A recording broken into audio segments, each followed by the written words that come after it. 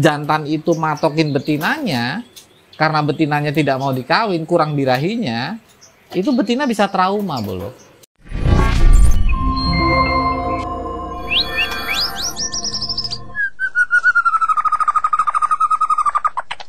Assalamualaikum warahmatullahi wabarakatuh. Oke, bolo, bertemu lagi dengan channelnya Mbak Behen. Channel yang membahas tentang burung kicau, mulai dari ternakan sampai dengan membuat burung juara. Oke, bolo, kali ini kita akan bahas tentang bagaimana cara merawat telur burung beranjangan ketika si betina itu sudah bertelur. Nah, itu bagaimana caranya. Oke, kita sambil nyantai aja sekarang, bolo ya. Mbak Behen sambil ngopi juga nih. Oke, bolo. Di video yang sebelumnya Mbak Behen sudah bahas tentang metode menetaskan telur. Kemudian keunggulan dan kekurangannya penetasan dari masing-masing metode itu. Dan juga Mbak Behen sudah juga bahas bagaimana kemudian mengantisipasinya. Nah, ini bolo, permasalahan-permasalahan yang akhirnya kemudian terjadi karena memang banyak sekali breeder-breeder beranjangan itu mengalami satu permasalahan ketika si betina sudah bertelur. Nah, Mbak Behen saat ini akan membahas merawat telur ketika betina itu tidak mau mengeram, ketika betina itu kemudian makan telurnya sendiri, si betina itu telurnya berantakan, dalam artian bertelur tapi dia bertelurnya sembarangan. Nah, bagaimana caranya?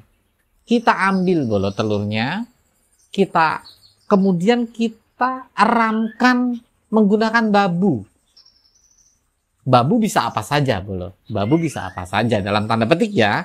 Maksudnya apa saja itu adalah yang memang layak untuk menjadi babu. Biasanya babu yang digunakan itu ada yang menggunakan kenari. Tetapi kenari ini karakter pakannya mirip tapi sedikit berbeda cara lolohnya.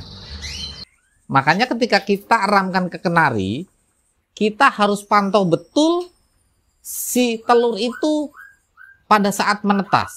Dan kita harus meloloh mulai dari 0 hari, bolo.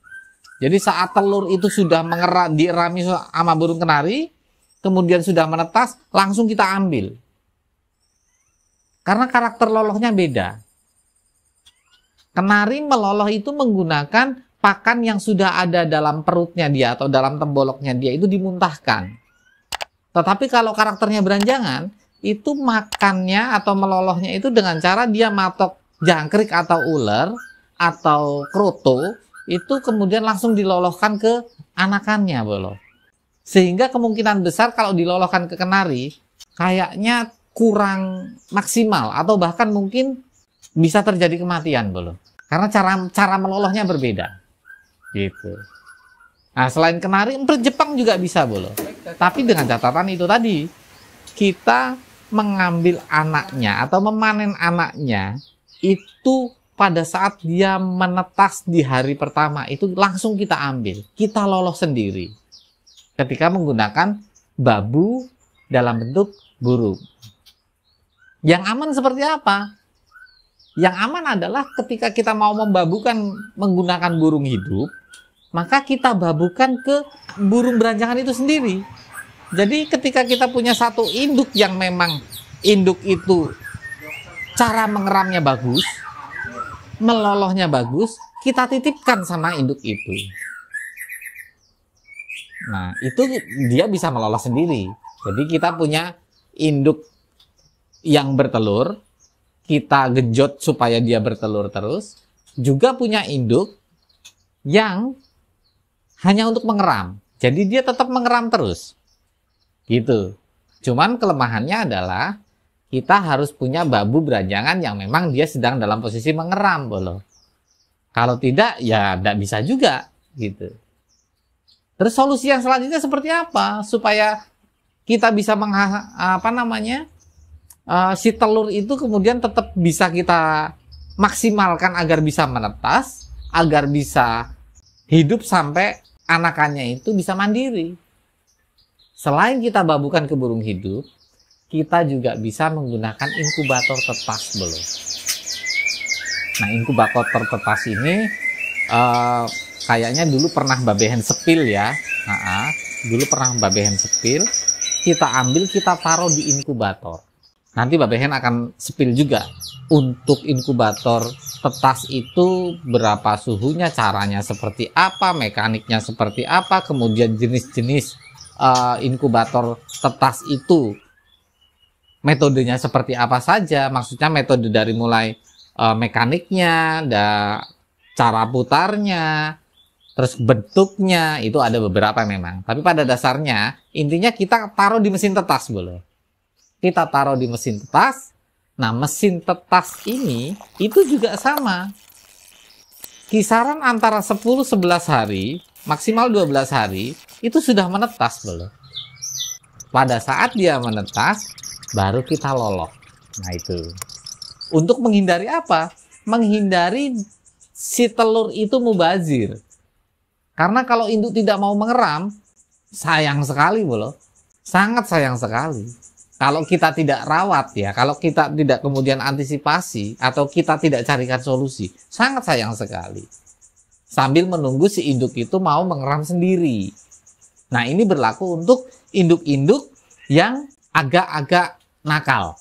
Ya, nakal salah satunya itu tadi, ada permasalahan dia mengatok telur, kemudian tidak mau ngeram, kemudian si induk juga telurnya berceceran. Nah, itu solusinya kita ambil, kemudian kita masukkan ke inkubator supaya hasilnya maksimal. Selain kita bisa meningkatkan produktivitasnya. Mbak Behen juga sudah bahas di video yang sebelumnya bahwa ketika kita menggunakan inkubator atau kita ambil telur dengan mesin tetas, 1 bulan bisa, 1 betina bisa menghasilkan 3 kali produksi, 3 kali bertelur maksudnya. Bisa 3 kali bertelur. Artinya kalau misalnya rata-rata telur beranjangan itu 3 butir, maka 1 bulan kita bisa menghasilkan 9 butir. Dengan catatan perawatan kita sudah betul ya, Mbak Behen sudah sampaikan. Perawatan sebelumnya itu dari mulai nutrisinya juga bagus, kemudian kesehatannya si burung itu juga bagus, birahinya terjaga, emosinya juga terjaga, termasuk si jantannya, birahinya terjaga juga. Jadi si induk tidak kagol. Karena kalau misalnya kemudian terjadi masalah KDRT atau si jantan itu matokin betinanya, karena betinanya tidak mau dikawin, kurang birahinya, itu betina bisa trauma bolo. Dan trauma itu akan panjang. Biasanya kita merawat ulang. Dari mulai bisa 1 bulan, bisa 2 bulan, bisa 3 bulan. Bahkan bisa 4 bulan itu baru pulih kembali dia.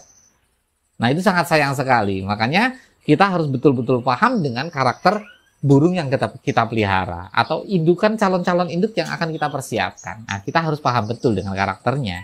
Supaya apa? Supaya produktivitas kita juga bisa terjaga. Gitu loh. Artinya, inkubator adalah salah satu solusi untuk mengantisipasi telur-telur beranjangan kita yang tidak dierami atau dipatokin induknya atau telurnya berceceran. Nah, itu bisa jadi salah satu alternatif solusi dan bisa menaikkan produktivitas. Oke bolo, di video selanjutnya Mbak Behen akan bahas tentang inkubator itu suhunya berapa, kelembabannya berapa, modelnya kayak gimana, mekaniknya seperti apa. Mbak Behen akan bahas di konten Mbak Behen yang selanjutnya. Pantengin terus channelnya Mbak Behen. Jangan lupa subscribe, like, dan komen. Tekan tombol loncengnya supaya selalu dapat notifikasi ketika Mbak Behen mengeluarkan konten-konten. Oke bolo, kurang lebihnya mohon maaf. Salam sehat satu hobi, kicau mania, berkah untuk kita semua. Amin. Assalamualaikum warahmatullahi wabarakatuh.